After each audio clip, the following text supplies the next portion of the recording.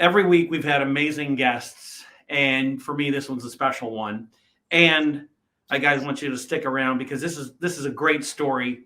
He's an award-winning television producer. He's a screenplay writer, multiple Daytime Emmy Awards, recipient of the Lifetime Achievement Award in Daytime Television. And I think it was the 39th Daytime Emmy Awards.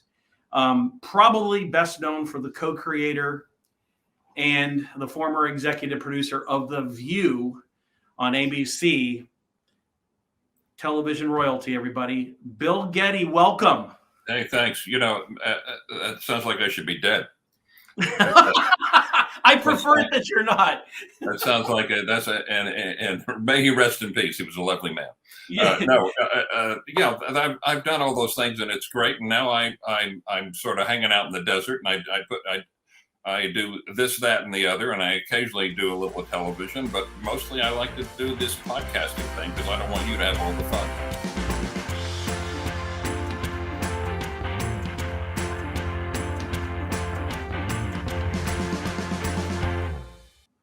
I've had the pleasure to be on the receiving end of your direction and your work for many years, actually. I'm pretty blessed with that.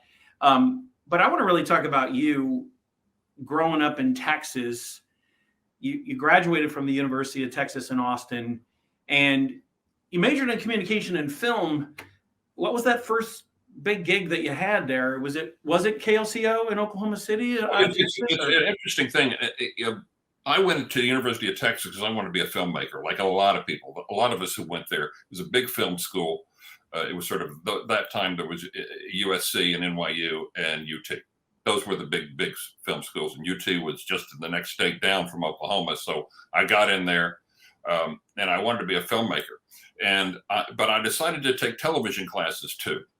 And here's what I came away with was that I was more of a television person than a film person, because the film people were, to be honest, this is the mid 70s. They were smoking a lot of dope, and they were, they would show up late, and things may have gotten done or not gotten done on that film. The TV people are all in at 8 a.m. Their pencils are sharpened and they're ready to work. And I found that I fit the television world a lot better. It's a working, class art. It's an art for regular people who want to be creative, but if they also want a real job. And I always thought that was the nature of television. So when I went back home to Oklahoma City after college, I thought, I don't know what I'm going to do. And I got a job sweeping the floors at KLCO TV. And they would let you run the camera, clean the prop room, sweep the floors, buff the floors. And then you'd run the camera on the newscast. And so at KLCO, I ran the newscast camera, and I kept going up to the news department saying, hey, I can shoot film, because it was still film then. That's how old I am. And they finally gave me a shot at it. And in short order, film changed to video. The video early on was very heavy, TK-76, BVU, and those big 3/4-inch boxes. And nobody wanted to carry it. And so they said, give it to the big guy. I'm 6'4". Give it to the big guy and let him do it. And because he's a sucker and he's new, let him carry this stupid thing, because this video thing's not going to be around long anyway. And before you know it, I had a great reel. So I had a reel in video, which a lot of people didn't have. The networks were very slow to change to video. So I got a job in Atlanta.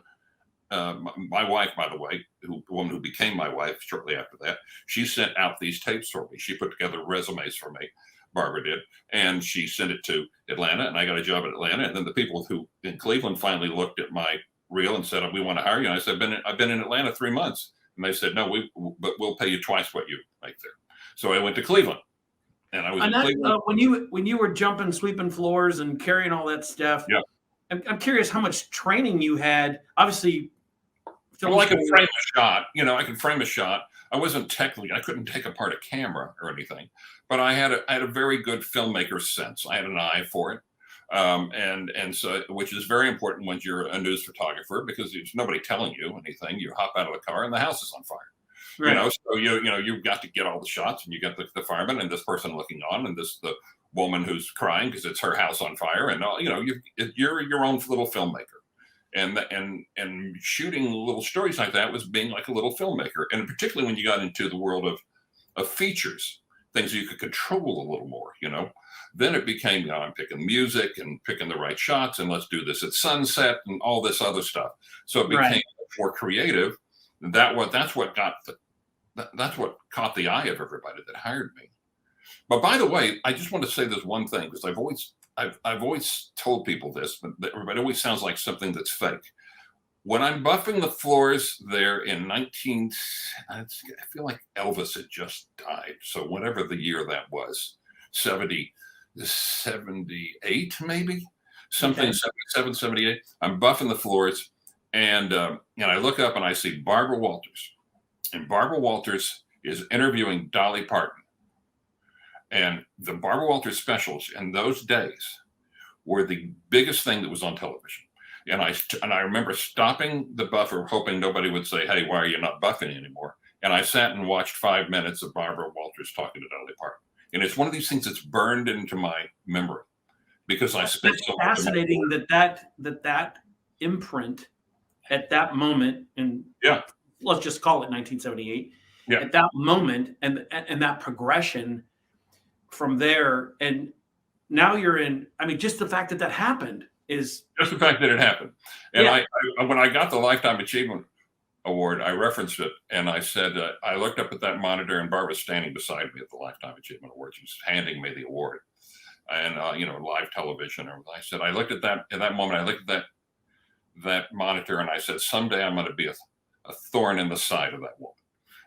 I got a nice laugh, and but I reference it all the time because it's one of these kind of kismet type things.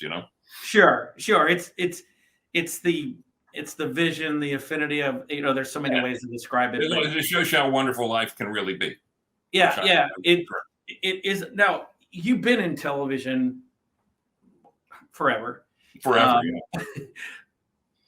Yeah, like what's your I've been in favorite? television What's since your I got out favorite? of college, so you're talking 50s, almost 50 years. Well, what's your favorite? What's your favorite show? You mean my favorite show ever, Your favorite TV show? or right now? Right? No, ever. Oh, well, that's easy. As Tonight Show with Johnny Carson. That's the best show ever, as far as I'm concerned. That's the gold standard. Johnny knew how to do that show. He knew what people wanted to hear. He knew how to lead people into the conversation that was interesting. He was funny himself. He found the jokes in there. At the same time, he knew when to be serious. Fred DeCordova on the sidelines, watching and laughing. I wanted to be Fred DeCordova. And I loved the idea that he could bring people in who were almost part of his cast. Honestly, the View had people. When I started the View, I thought this is what I want to do. I want people like Detman, come in, and they're regular. Oh, well, we know him. He's part of our family. They would come in and you'd do your thing, and it would on a regular, every few months you'd show up or whatever. I did the same thing with Mario Cantone. I did, because Johnny was like that. That was the gold standard for me. So I thought, that's what I want. I want somebody to be like Rickles was, or like Buddy Rich, or Buddy Hackett, or Truman Capote's, Jackie Suzanne. Burt Reynolds was a great guest. All these people would come in and tear up the place. And I would say to my parents, can I stay up and watch tonight because Don Rickles is on? And they would let Yeah, me. I'm going to tell you a true story, and it just popped in my brain as you're talking about this. I can remember as a kid, we all had influences, but loving television and doing that, and watching Monty Hall do his thing. Yeah. But more particularly, I used to watch Johnny Carson when I was younger, and I would say, how cool was that? And then I found myself, as we were doing gadgets on The View and everything and all that stuff, I found myself like going, well, gosh, in the beginning, I thought, well, no one's really, and then somebody had it. Carson had somebody who would used to go on, and everything would blow up, and everything would just fall apart, and all that stuff. And it's like, well, I can't do that because I'm doing stuff that's real. Yeah. On your journey into Cleveland, and there, my big questions that I've always wanted to ask you was, well, there's a lot actually, but what was the next move that got you closer to ABC? And I want to segue right from that into the influence that David Hartman had Yeah. on your life and your TV career? Huge influence. Yeah. Okay. I'll tell you this. This is basically what happened in Cleveland, which is that Cleveland was a factory town. It was a tough place, and it was full of great people. But it was a tough place. And being a cameraman was working out of a garage in the back, and it was it was a union job, and it didn't really suit me.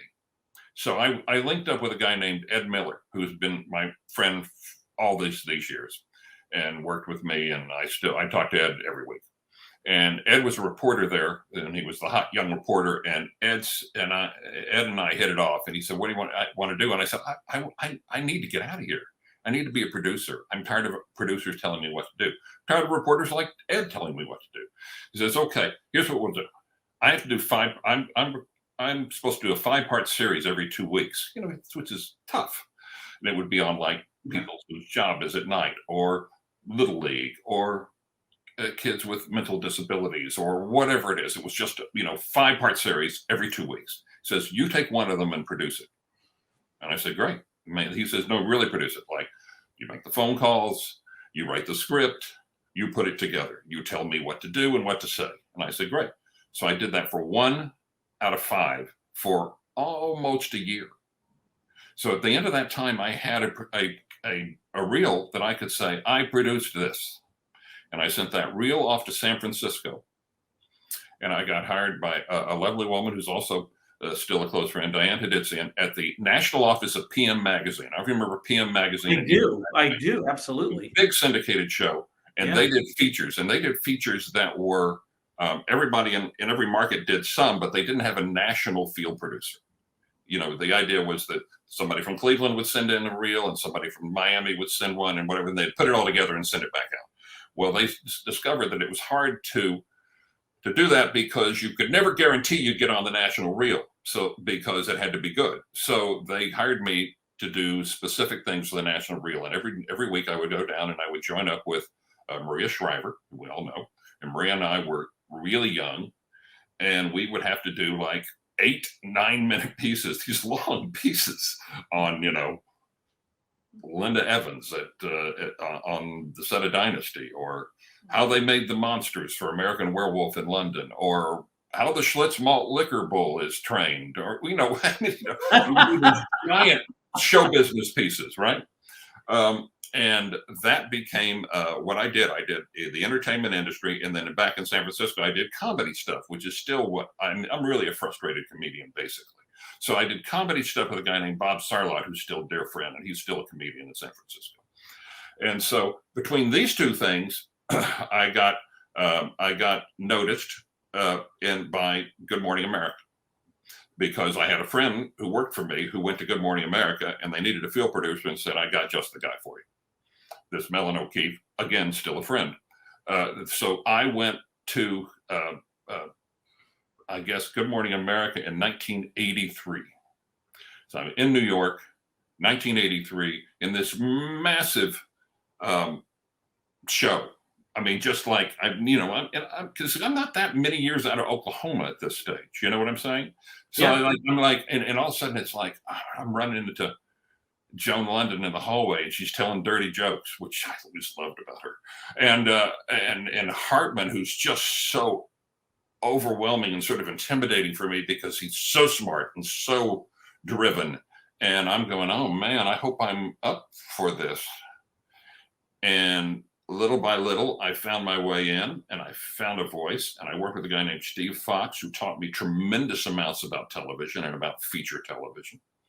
And Hartman and I hit it off. And when Hartman left, I went with him.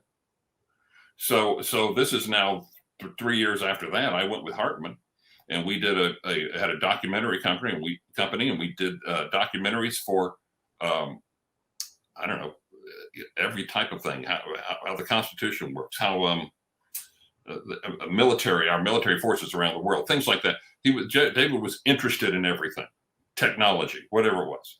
And had his interest in everything, as I told him recently on Peg Fountain, is what was contagious. I got interested. I realized, that's what it takes to be successful. You have to care about everything. You've got to be genuinely interested. And that rubbed off on me, I think. And I told him the other day on the show, I said, I wouldn't have been successful with Barbara Walters all those years if I hadn't had. Well, I think the key too is that, and that's what this show is about, those big ideas and those big moments. And one of the things that you're brilliantly gifted at is recognizing no matter what it is when it's right in front of you. And I think that's the part, it seems like, where you thought, well, gosh, here is that big moment and that big idea, because you transition from there, and that whole, that segue just seems so strong in your life. Yeah. Well, what happened was, and it's like a lot of things in this business, did I ever think I was going to end up doing the 100 plus Barbara Walters specials, 17 years of The View, launch that show? No, I wouldn't have thought that. When I was leaving the University of Texas, and you told me I was going to do that, I'd been like, that doesn't sound right.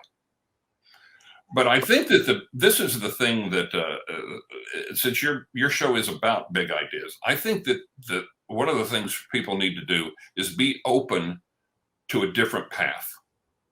I think it's very important, because we sit around all the time saying, stick to your guns, know what you want to do and don't take no for an answer. And you know what? I'm not sure that's the smartest thing I've ever heard. I think it might be smarter to say, most people do not know their strengths and weaknesses.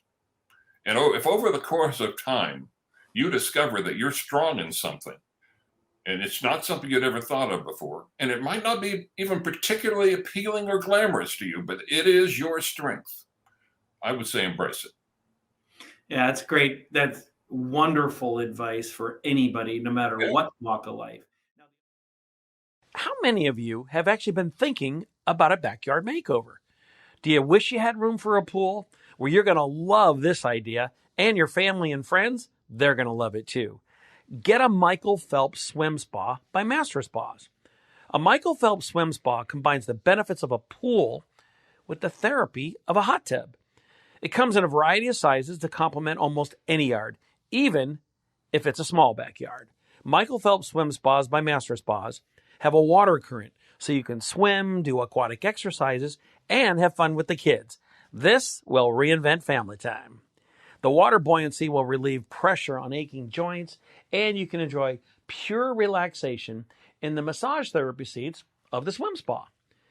And since it's heated, you can use it year-round in any climate. Michael Phelps Swim Spas are 100% made in the USA by Master Spas, the world's largest swim spa manufacturer. You're going to love your Michael Phelps Swim Spa by Master Spas. Go to masterspas.com, put in the promo code BIGIDEA to save $1,000 on a Michael Phelps Swim Spa or $500 on a Master Spas hot tub. That's masterspas.com, promo code BIGIDEA. Now, the other person that influenced, because you've openly talked about that, not just in conversations, but also it's kind of well acknowledged out there that Barbara Walters influenced a lot, along with David Hartman. But yeah, well, my career was essentially 27 years with Barbara Walters. I mean, I was thinking about this the other day. Somebody said about 20 years into it, what are you going to do next? And I said, I'm already at the top. Where do you go from Barbara Walters exactly? I'm already. Yeah, you're in the big leagues, and I'm not exactly sure what next would be. So I rode that out to the end. Yeah. So let's talk about that. Let's talk about the creation of The View with Barbara in 1997. Sure. And let's talk about day one and how long were you in development and that transition in your own, because I think this is the most fascinating, all of which I probably don't know all the details, but I think it's such a fascinating process to understand how that happened and how quickly you went from that opportunity to being on the air. I can tell you that one of the reasons that I wanted to do this Take Film podcast is that you take any successful endeavor, and there are all these people going, that sucks, that'll never work, it's a stupid idea, you're wrecking your career, you're wrecking someone else's career, and so on. Every successful thing. So the man I worked with, Tom Mount, was at Universal Pictures. And I said, and he launched, E.T., for example. He says, The former president, we don't want to president of Universal Pictures. Yeah, and one of the last things he did was he greenlit E.T. He said all sorts of people there were like, it's a stupid show, a stupid movie. Steven Spielberg doesn't know what he's doing now. It's a kid's film. Parents will never take their kids to see it. It's dumb. I mean, when you hear all this stuff and the casting and there's so many stories. And I think that this moment in time with the Offer, which if anybody watched The Offer about how they made The Godfather was full of people saying that Godfather's a terrible idea. It's a bad movie. The director doesn't know what he's doing. It's an awful script. So I think, that The View is full of all that. The View was basically the idea was Barbara and I were shooting one of these wraparound stand-ups. In the summer, we'd do the best of kind of thing. And so I said, there's a pretty place down at that restaurant. I forgot the name of the restaurant. The restaurant with the Brooklyn Bridge in the background. We'll go down there and we'll knock out these stand-ups. It was a nothing day, which means that we were all standing around just trying to get through it and, whatever. There's a lot of that in television. It's no different than any other job. And she comes over to me and says, I've been thinking. He says, my daughter and I, Jackie and I, we have such a different take on things. Well, we approach everything from a different point of view. And I love Jackie. We've gotten close over the years. And she says, do you think there's a show in that? Like, different generations sort of sitting around talking about things and all that stuff. And I said, oh, hell yeah. You mean like a panel show? And she says, yeah. I said, absolutely. I said, well, let me write it up. So I went back and I wrote it up and I called it Everybody's a Critic. It's a terrible title. Yeah, that's a working. Everybody's a critic. Which was sort of, when you think about it today, it's fitting, but it's a terrible title. And we took it into ABC, and I think that the idea that Barbara would be on it, we took it to ABC Entertainment. This is an important issue here. We did not take it to ABC News. Barbara Walters worked for ABC News. She did the specials with the involvement of ABC Entertainment. But basically her boss was Roone Arledge, the very famous, very formidable head of ABC News at that time, former head of ABC Sports. And so Entertainment liked it.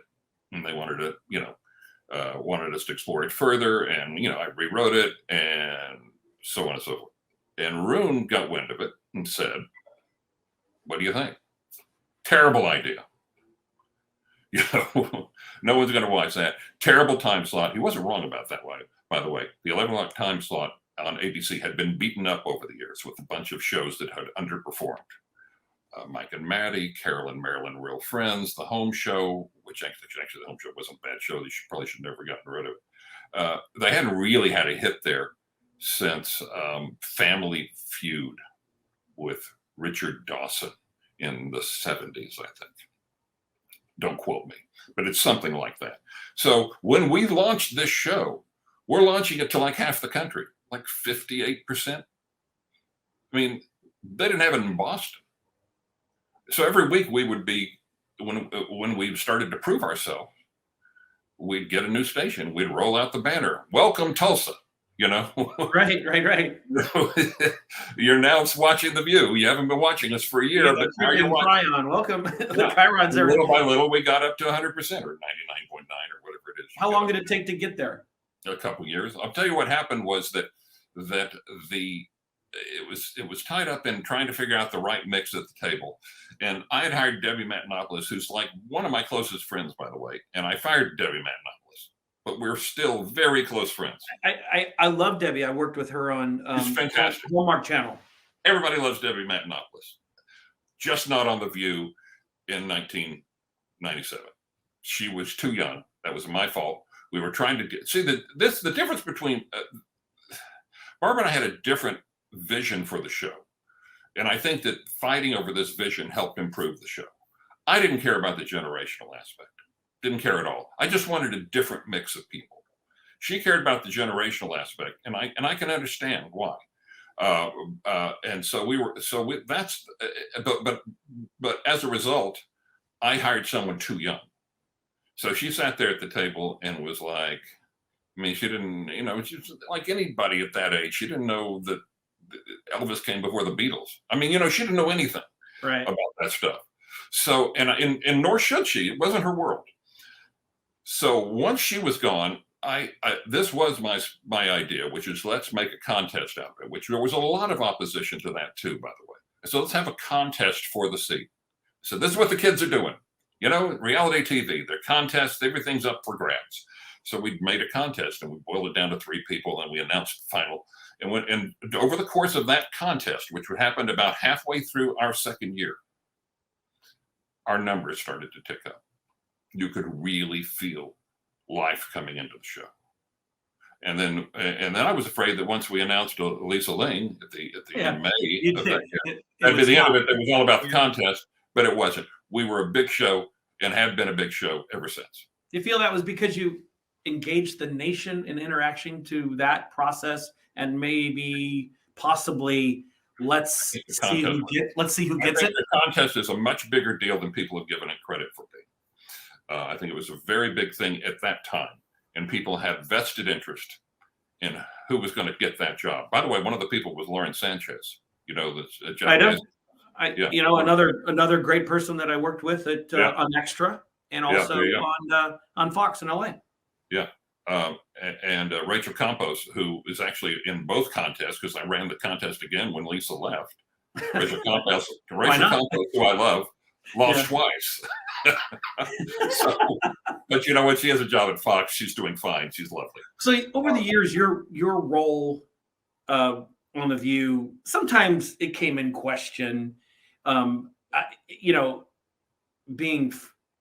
Being featured on the show and being included in segments. Now, on the flip side of this, and I'm going to let you, I really want to know how you feel about that, because I was on the receiving end of you being involved and was just flat out fun and, contributions and just crazy stuff with you barbecue and this on a grill and everything. But who would question that? There are certain things that the women just didn't want to do. They just didn't want to do it. So I'd be out there doing it. Right. Or let's say I was very often the butt of a joke, which was fine by me. If I could get a laugh, that was great. So you were adding something, right? In that but I also believe that we don't just watch shows, we watch these families of people, and it goes back to the same concept of whether it's you or various people that we brought on a regular basis. I think that that's the way television works, and I think that the people who primarily objected was Rosie. She objected to me being on camera. Well, speaking of that, that's a great segue for me, because part of what I wanted to talk about was obviously there were documented disagreements on the show, in particular with Star Jones, Rosie O'Donnell, and some toxic environments. Again, some of which I was actually involved in, on camera. Sure. But it's what let me start with this. Let me help you out. Yeah. Everything was my fault because I'm the executive producer of that show. So everything that happened that went bad was ultimately at my feet, and I take full responsibility for that. I knew what I was getting into when I hired certain people. There were certain things I should have shut down before they happened. But it is the nature of that sort of show. And if you notice now, there are like 25 articles every day on The View. It has just gotten worse and worse and worse because it is the nature of that show. So I don't have any problem. I don't have a problem with Rosie O'Donnell. I always thought she was a big talent. Still think she's a huge talent. Just don't like her. She don't like me. We can't be in the same room together. It happens. It's creative differences. It's the oldest story in the book. Well, I remember you possibly saying one time that sometimes when talent gets a little bit too much contribution, it goes down a road that doesn't end up well. If they're involved in the production side of it. But I have a couple fun questions for you. One, if you're willing to do it, give me 3 of your all-time favorite guests on the show. Well, I can tell you that early on, Richard Lewis was one of my favorite guests on the show because he came in much alike, and we used him the same way the Carsa did. He would come in with his little notepad scribbled with little jokes and things that he was going to say, and he knew he was supposed to tear up the place. Jerry Lewis was the same idea. I know people hate Jerry Lewis. That's not my impression of him. I loved him. He came in and he tore up things. And I remember sitting with him saying, other people, they come in and they don't want to do anything. They don't want to talk. He says, then why be here? The whole point of this is to make a mess of it. And we were the sort of show that you could do that pretty easily if you put your mind to it.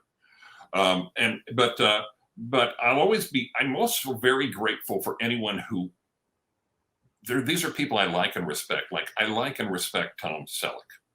He was the first guest on the first day. He continued to support the show, even though politically it's probably pretty far from him. He was always supportive and just one of these really good men.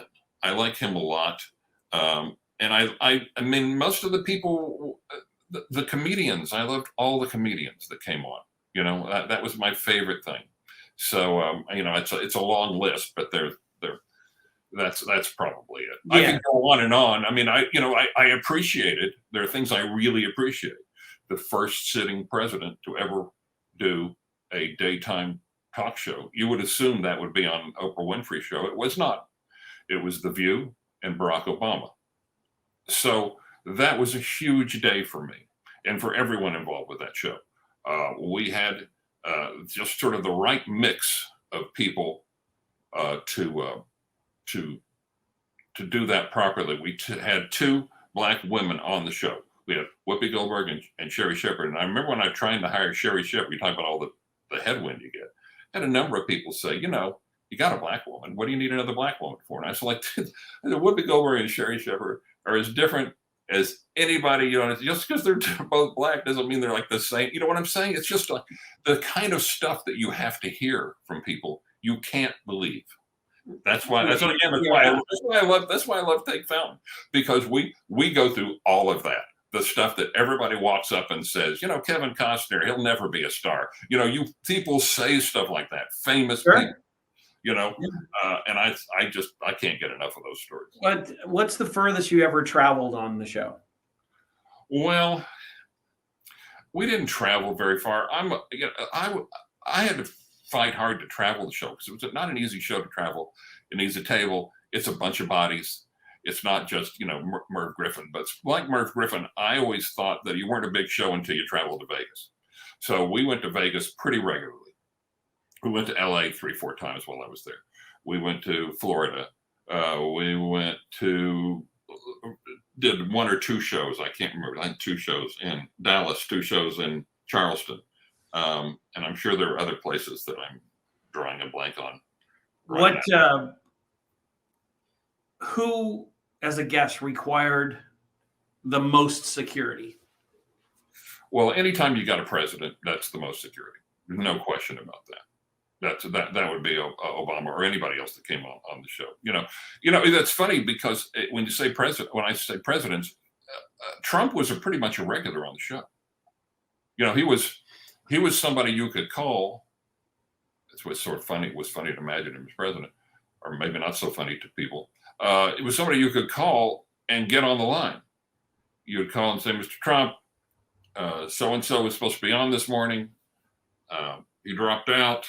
I really, really need you. And he'd be like, well, I don't have anything to talk about. I don't have anything under the apprentices. He says, well, I guess I could talk about the golf course in Scotland or something. And it'd be, yes, absolutely. Whatever you want. And he'd come in and help you out. So he was kind of a regular for us, I remember the security thing was important for me because people don't really realize, but I remember when I got there one time and the Prime Minister of Israel was there. Yeah. And it was like, man, I went up to the elevator and there were guys with guns, that's right. This is crazy. This is crazy. But you were there that day, and that was also Lyle Lovett. I think Lyle Lovett was also there that day. I don't remember that part, but I do remember a lot of wonderful things. Trying to remember. That was Yeah. Okay. Anyway, Yeah, no, it's I try to put these things together in my head, and when you do 17 years every day, it all gets confused. yeah. So okay, so 2014, you were basically kind of pushed out after Barbara Yeah. Walters announced her retirement for the Yeah. show. I just have one Barbara question: Did Yeah. you ever have a chance to save the deal, or just was it like there's no opportunities and we're moving on? You know, this is the way the world works. A lot of this is, nobody ever tells you the truth about this. They're always telling you they want to spend more time with their family or something. But here's the truth. A lot of times people fire you, and a lot of times they make it impossible for you to stay. See what I'm saying? There is a slight difference. The world that I was invited to stay for was not anything that interested me. That's So I perfect. said, That's beautiful because at the end of the day, you really did have a choice, and well, that speaks to the integrity of saying like that's not what I want to do. It. I mean, it's their candy store. I totally understand, and again, entirely my fault. I'm responsible for the way I handled all that, and that's because that's what got me there, and that's what got me out of there. And so, my job was for 27 years or 17 years at the View, at least, defending Barbara Walters and making sure that this show met her standards, was not something that she was too embarrassed by, and so on and so forth. Yeah. And, So and but my point is, when there was headwind from the network, I was on Barbara's side. That's it. End of story. Anywhere down the line, whatever it is, I'm on Barbara's side. So when Barbara was gone, the network, I think, went, let's get that asshole out of there too, because he's only on Barbara's side, and he's been a thorn in our side for a long time. And I understand that. Have you ever heard that story that Napoleon used the Egyptian Sphinx for target practice and shot its nose off? Or maybe you've heard that a French astrologer named Nostradamus correctly predicted nearly 500 years of human history. Or maybe someone told you that the legendary blues guitarist Robert Johnson sold his soul to the devil at a crossroads in Mississippi. These stories are what I like to call historical myths. Great little tales that may or may not have any basis in historical fact. On Our Fake History, we explore these historical myths and try to determine what's fact, what's fiction, and what is such a good story it simply must be told. If you dig stories about death-obsessed emperors, lost civilizations, desperate sieges, voodoo black magic, and famous historical figures you thought you knew, then Our Fake History might just be your new favorite podcast. If you dig it, then subscribe on Apple Podcasts, Spotify, Stitcher, or wherever you get your podcasts.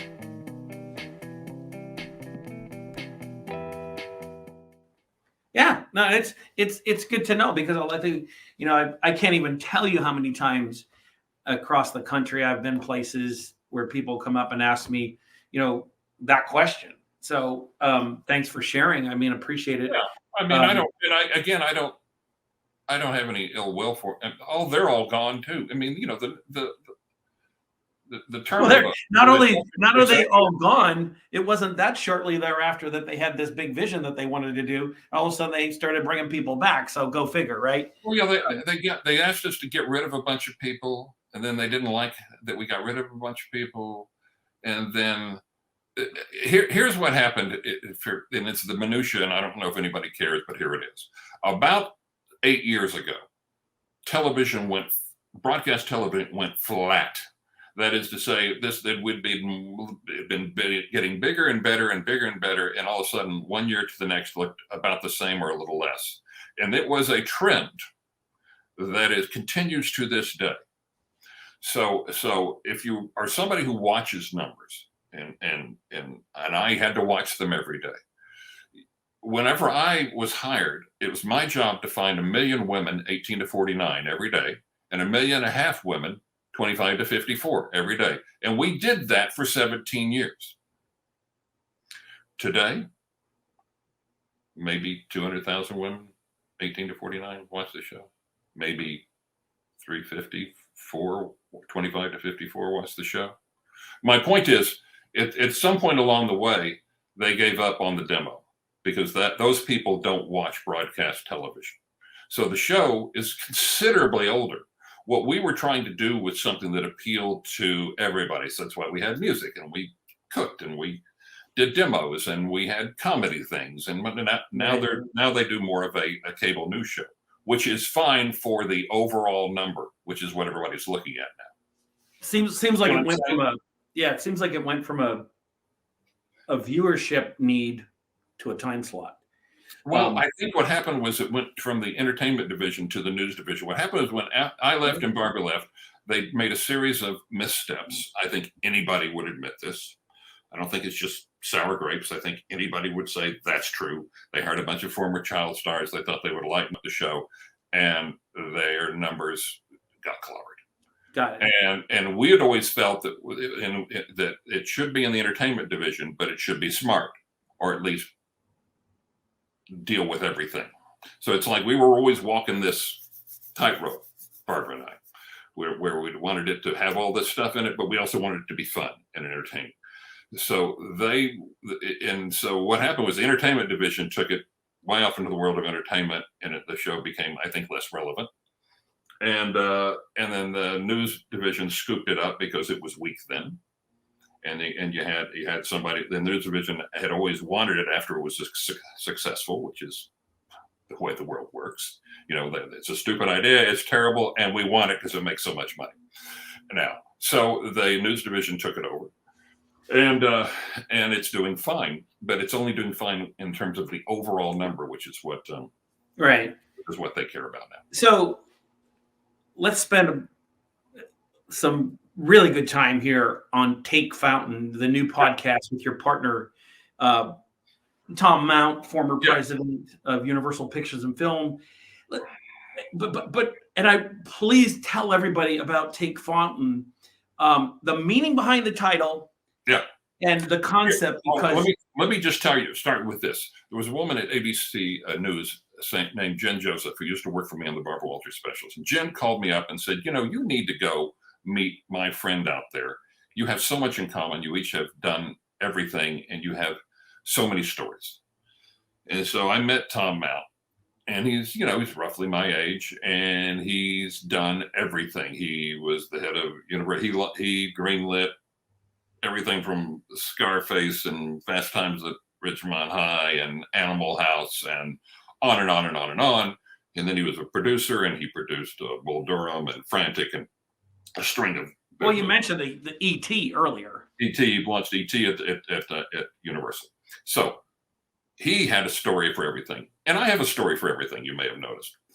And so we just thought we were just so entertaining sitting at the Coffee Bean in Palm Desert every Thursday. And we'd sit there for 2 hours and just talk. And he finally said to me, "What do you want to do?" He says, "Are you just going to play bad golf for the rest of your life? And that's it?" And I said, which, by the way, I blame you for. I was never interested in golf until you kind of got me into it. And curses to you. That's a terrible sport, and I can't stop doing it. And he said, "What do you want to do?" And I said, "I want to talk to people my own age for a change." I said, "There are all these people out there that nobody will book or talk to because they're old, or they don't care about their story, or if they'll have them on to promote something, but they don't care about how they began or how they think, how their career started." I said, "So if we can do something that's about the individual projects, film, television, a particular album that was iconic, a particular career that's iconic, I said, we can, and we make it more historical. And here's how it happened. Because as I said, every one of them has a headwind that's hysterical and really fascinating. All the detractors. So there's so many good stories. How this movie was almost never made. How it almost blew up in the middle. And I said, all those stories, nobody knows those stories. Let's do that. Instead of focusing on Tom Cruise's next movie, let's do that. And so he says, I think there's an audience for it. I said, I think so. But at least it's something I want to do. I said, I've spent my entire life trying to talk to kids, and I'm too old for that. I'm sick of it anyway. So I don't really care about it. And if they like this, that's fine. If they don't like it, that's also fine. I'd like to talk to people who are more interested in the history of things. So he said, great. He says, and we started talking about it. And he said, I want to do it. We'll get a little office here, and I said, oh, I think we can just sit like you and I are. I'll just sit here and you sit there. And he said, no, I want to sit with you and we're going to do this thing. So we did. And we started off with the guy that directed Bull Durham, Ron Sheldon. And, we just put it out 2 weeks ago and got a couple thousand views, and seems there was an interest in it. I did David Hartman, the same thing happened. And now we're doing a 2-parter on Richard Pryor. And I do some of the things I told you about The View. I do just an hour on that, and it goes on and on and on. And it's very, very satisfying to me to tell these things and to talk to people. And what's funny is they're also eager to talk about it because nobody wants to hear it.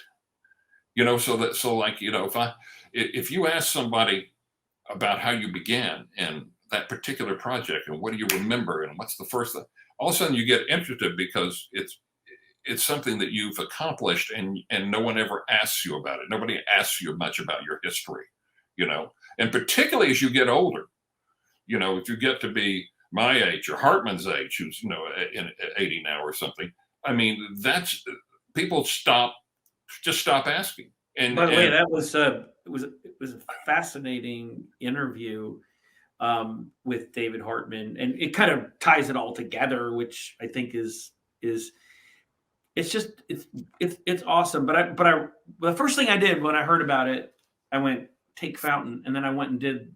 I was like, okay, yeah, and the story, and I'm going to let you tell it with Betty Davis because. Well, it's because like Fountain, Bill Geddie, it's tied up in my love of the Carson show. Going back to that, and the Carson show had Betty Davis on, and Betty Davis was very funny and difficult. And he said to her, "It's something. What is your advice for a young actress trying to get into Hollywood?" And she said, "Well, take Fountain." And he said, "What?" He says, "Yeah, Sunsets gets very crowded." And if you go down to Fountain, you can usually get there a little faster. It's a parallel street in Hollywood. It's just a silly answer. But what I liked about it was, one, she was saying, "Screw those young actresses. I'm not going to help them with anything. I'm an icon. It's not my job to get you into Hollywood." That's the first thing he was saying. The second thing, I like the idea of the detour route, because all of these projects have that. I'm sure if I talk to you about what you wanted to do and what you ultimately ended up doing, there would be some sort of detour in there.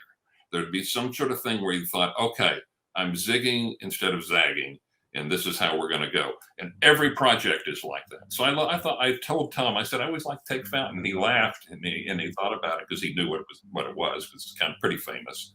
And he says, I love it. So that's what we went with.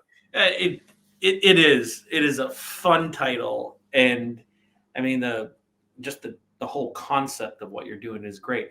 Bill, where can people find it? You were talking about views. I know that's obviously YouTube, but are you also on YouTube? We've got Facebook. We've got you can search for it on all of them: Spotify, Apple, everything. And just take Fountain. It's like we're a full service. We're out there everywhere. And it's so the next time you're have to do some exercise and you want to hear exactly how they made Animal House, it's quite fascinating, and it'll fill a nice 45 minutes of your time. Absolutely. Well, brother, thanks for coming over. I'm sorry about your golf. I'm sorry about introducing a golf, but on the flip side of it, it's fun to be responsible for that. Well, you got to come over and play. It's only 108 or something, so we'll Yeah. have you over anytime soon. All right. Sounds good. Everybody, take Fountain, YouTube, wherever you get your podcast. Take Fountain.